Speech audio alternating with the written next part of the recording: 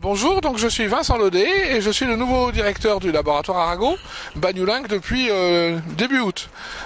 Et donc aujourd'hui, en fait, dans le cadre de la journée européenne du patrimoine, on rend hommage à Louis Boutan qui a réalisé la première photographie sous-marine ici dans la baie de Banyuls et en 1893. Et donc on a organisé un événement autour de cette première photo sous-marine en montrant les nouveaux développements technologiques qui sont développés ici au laboratoire Arago, en association avec des sociétés privées qui mettent en place des systèmes pour faire de la vidéo sous-marine directement retransmise sur le web, et le public va pouvoir voir cet après-midi et dimanche la retransmission directe des plongées sur le web. On fait ça en association avec l'association des barques catalanes sur lequel un scaphandrier va monter et va faire une plongée qui sera retransmise dans l'amphi en direct. Vous pouvez rappeler l'heure et l'endroit. Alors ce sera donc sur le quai ici à 15h pour voir le scaphandrier se mettre en place, et ensuite une fois qu'il sera parti sur la barque catalane, ce sera dans l'amphi du bâtiment du laboratoire Arago où il y aura la retransmission en direct cet après-midi à 15h, et puis il y aura une conférence sur les scaphandriers pieds lourds par François Brun vers 16h.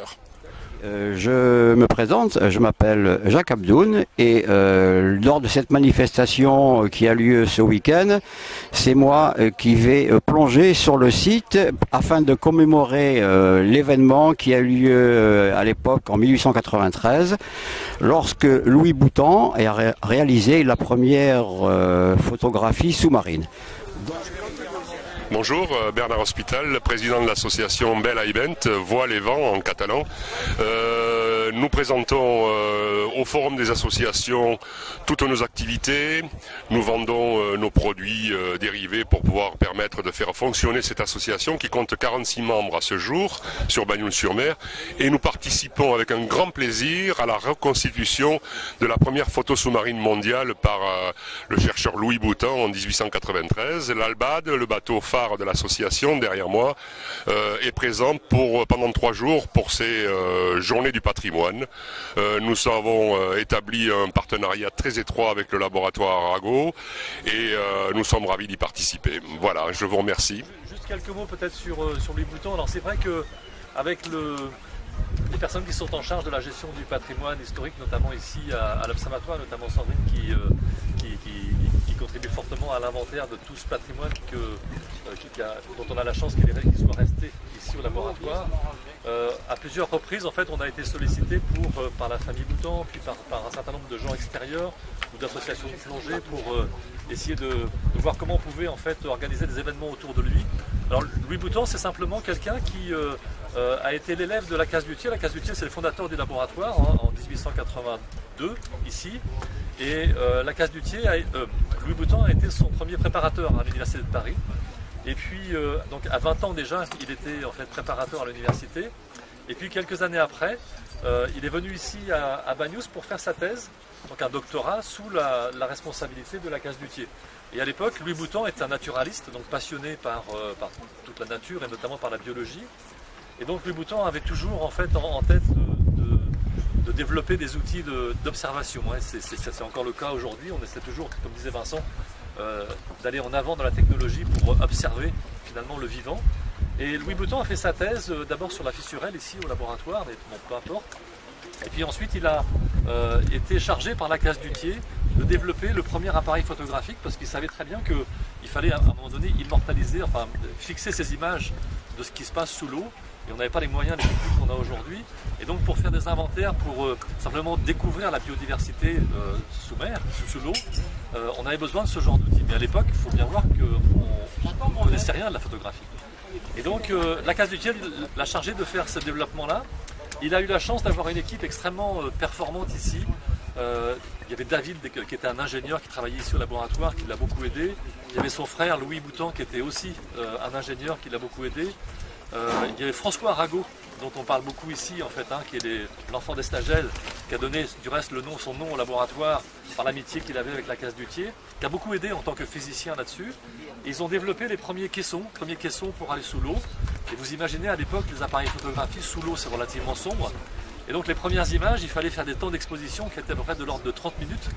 Donc les premières images étaient floues. Enfin, vous imaginez quand un appareil photo, déjà quand en une fraction de seconde ça bouge un petit peu, on a des images floues. Là, ils prenaient la photo pendant 30 minutes. Et donc très vite, ils ont développé un premier caisson, deuxième caisson, troisième caisson, jusqu'à ce que ça marche. Et puis, pour réduire ce temps de pause, enfin ce qu'on appelle le temps de pause dans le jargon photographique, il a dû développer le premier flash photographique. Et donc, ils ont en fait été chargés de développer cet éclairage photographique. Et avec simplement des systèmes relativement compliqués à l'époque, hein, puisqu'il fallait actionner un fil de magnésium en fait, sous l'eau pour pouvoir, avec de l'oxygène, en fait, déclencher une lumière.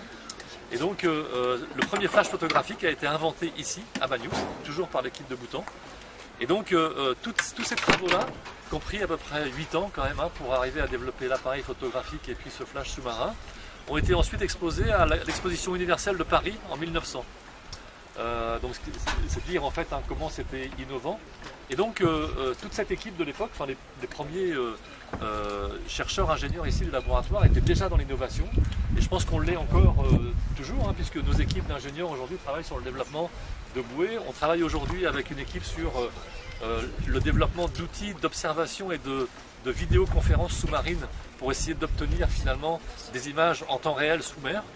Et avec l'idée que Vincent a commencé à mentionner tout à l'heure, l'idée que plus tard on puisse, ici sur place, avec nos chercheurs, nos enseignants-chercheurs, communiquer avec des enseignants du secondaire dans les classes du lycée, du collège, pour illustrer un certain nombre d'aspects liés à la biologie. Donc l'idée aujourd'hui, c'est effectivement de vous montrer comment à l'époque, il faut s'imaginer comment on descendait sous l'eau pour aller faire une photo, avec un scaphandre notamment. Donc là vous allez voir, vous avez, je pense que François, qui est quelque part ici, voilà. François Brun, que la plupart d'entre vous connaissent, c'est quelqu'un qui fait des exploits sous l'eau, lui, mais aujourd'hui il descend en fait extrêmement profond, avec des techniques en fait extrêmement pointues en termes de techniques de plongée, pour notamment sa passion c'est de découvrir, de travailler sur les épaves de ce littoral. Alors, vous avez vu son livre certainement et ses dernières découvertes en termes d'épaves. Et donc c'est François qui va vous commenter les différentes étapes que vous allez suivre, c'est-à-dire la manière dont le scaphandrier s'habille. Scaphandrier, pied lourd, comme à l'époque de Louis Boutan, puisqu'on a des photos justement au laboratoire où la plongée s'effectuait à partir d'une barque de ce type. La première barque du laboratoire s'appelait le Lacasse du Thiers, c'était une balancelle en bois, semblable à ce type de bateau, qui sont des bateaux pontés. C'est pas toujours très facile justement de poser le matériel parce que c'est légèrement arrondi.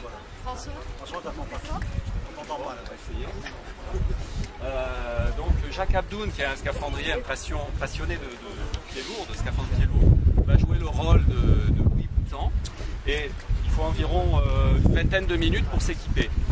Par rapport aux équipements actuels qui sont beaucoup plus rapides, avec des fermetures éclairs, des vêtements plus saillants. Vous allez voir que là, la première étape, c'est déjà d'enfiler le vêtement. Enfiler le vêtement qui est assez compact, assez lourd, qui en général est un monotaille, c'est une grande taille.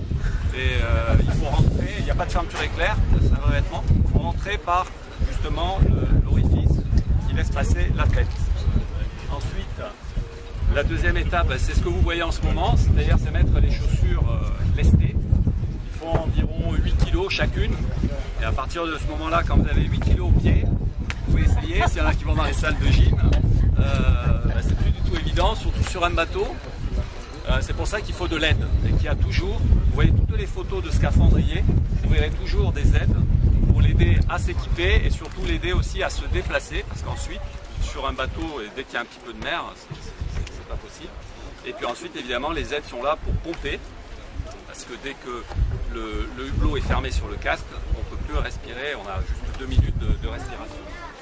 Donc ça prend un peu de temps, mais profitez-en, vous en avez un en direct. Regardez-le.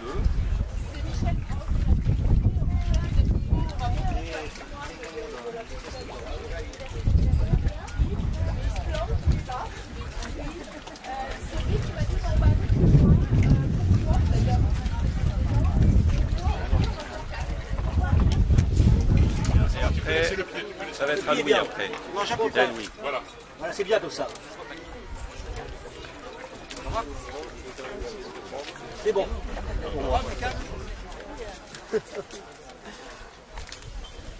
Attends, reste.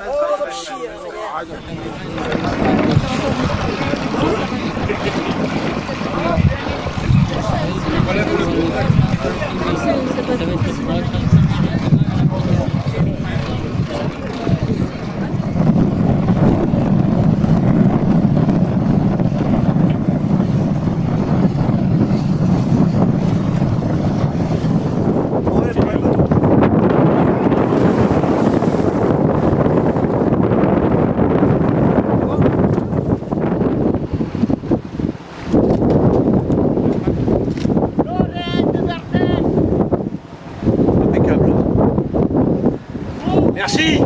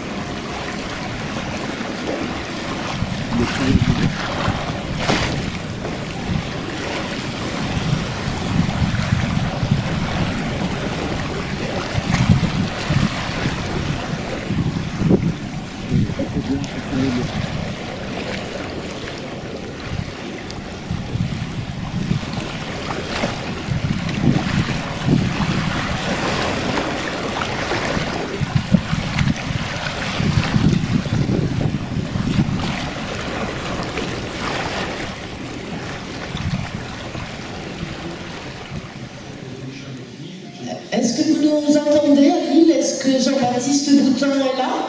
Oui, devant, on vous entend pas, c'est pour ça, donc si vous pouvez nous faire un petit signe. Ah, il y a vraiment un problème de son. Donc si vous nous entendez, il va y avoir le scaphandrier Jacques Abdoun qui va arriver, on attend. Il faudrait que vous nous ouvriez votre micro, s'il vous plaît.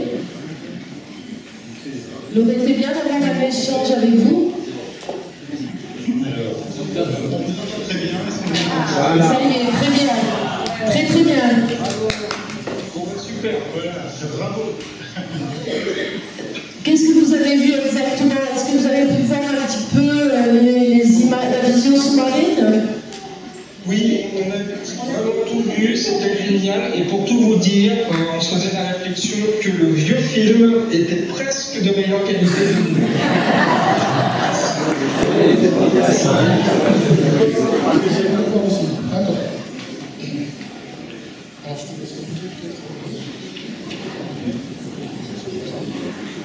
Donc, là, c'est l'équipement de ce qu'on appelle la peau de bouc. Parce qu'au départ, les vêtements étaient en peau de bouc. Et donc, vous voyez la difficulté, il faut passer par l'orifice du cou. Il n'y a pas de ceinture éclair. Je voudrais rebondir sur ce que Vincent vient de dire. Voilà, c'est exactement ça. Il y a un peu plus de 100 ans, une percée technologique majeure a été faite dans le cadre de la recherche, le flash sous-marin, les premières photos sous-marines. Nous avons ici un exemple parfait de ce qui se fait maintenant et qui, je n'en doute pas, aura des répercussions technologiques, pratiques dans votre vie de tous les jours, dans la vie de tous les jours de vos enfants, demain. Et ça, c'est ça la recherche, c'est ça les universités. À l'époque où on est un petit peu en crise financière, ça vous le savez, on a quelques difficultés, il est important de se rappeler que les universités ne sont pas une perte d'argent et qu'un euro engagé dans une université de recherche rapporte à l'État 3,7 € en valeur ajoutée. Donc ça, c'est des chiffres tout récents et ça, vous en avez la matérialisation ici, aujourd'hui. Donc, j'espère que ça va bien se passer et merci d'être extrêmement nombreux à cette manifestation.